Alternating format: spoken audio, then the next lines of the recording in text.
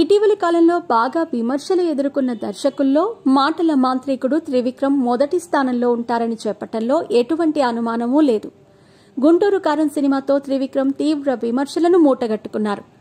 మహేష్ బాబు లాంటి స్టార్ హీరోను పెట్టుకుని సరైన కథ లేకుండా సినిమా తీయటంపై అభిమానులు గురూజీపై గట్టిగానే ఫైర్ అయ్యారు.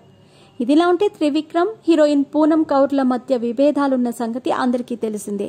పవన్ కళ్యాణ్ కు సంబంధించిన ఓ విషయంలో పూనం కౌర్ కు త్రివిక్రమ్ అడ్డుపడ్డారనే టాక్ సినీ వర్గాల్లో నడుస్తోంది. అప్పటి నుంచి కూడా వీలు కుదిరినప్పుడల్లా త్రివిక్రమ్ టార్గెట్ గా ఆమె విమర్శలు చేస్తూ ఉంటారు. తాజాగా జానీ మాస్టర్ లైంగిక వేధింపుల కేసు తెలుగు ఇండస్ట్రీలో ప్రకంపనలు సృష్టిస్తున్న సంగతి కూడా అందరికీ తెలిసిందే. తన దగ్గర పనిచేసే అసిస్టెంట్ పై జానీ మాస్టర్ అత్యాచారానికి యత్నించారని పోలీసులకు ఫిర్యాదు అందింది. గత కొంతకాలంగా జానీ మాస్టర్ తనను లైంగికంగా వేధిస్తున్నాడంటూ అసిస్టెంట్ డాన్స్ మాస్టర్ పోలీసులకు ఫిర్యాదు చేసింది. దీంతో జానీ మాస్టర్ను అదుపులోకి తీసుకున్న పోలీసులు విచారణ చేపట్టారు. అత్యాచార ఆరోపణలతో ఫిల్మ్ ఛాంబర్ సైతం జానీ మాస్టర్ పై చర్యలు తీసుకుంది. అతన్ని డాన్స్ అసోసియేషన్ నుంచి తొలగిస్తూ ఉత్తర్వులు జారీ చేసింది. నిజ నిర్ధారణ జరిగే వరకు ఈ నిషేధం అమల్లో ఉంటుందని ఫిల్మ్ ఛాంబర్ ఓ నోటు విడుదల చేసింది. అయితే దర్శకుడు త్రివిక్రమ్ పై కూడా చర్యలు తీసుకోవాలని డిమాండ్ చేస్తూ మంగళవారం ఓ ట్వీట్ చేయటం జరిగింది. త్రివిక్రమ్ మీద తాను చేసిన కంప్లైంట్ ను మూవీ ఆర్టిస్ట్ అసోసియేషన్ తీసుకుంటుందా అని ప్రశ్నించారు.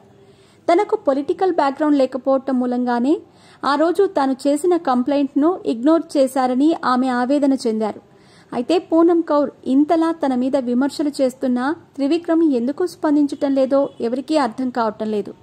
ఎటువంటి తప్పు చేయనప్పుడు తన మీద వస్తున్న విమర్శలకు త్రివిక్రమ్ సమాధానం చెప్పొచ్చు కదా అనే అభిప్రాయం అందరిలోనూ కలుగుతుంది.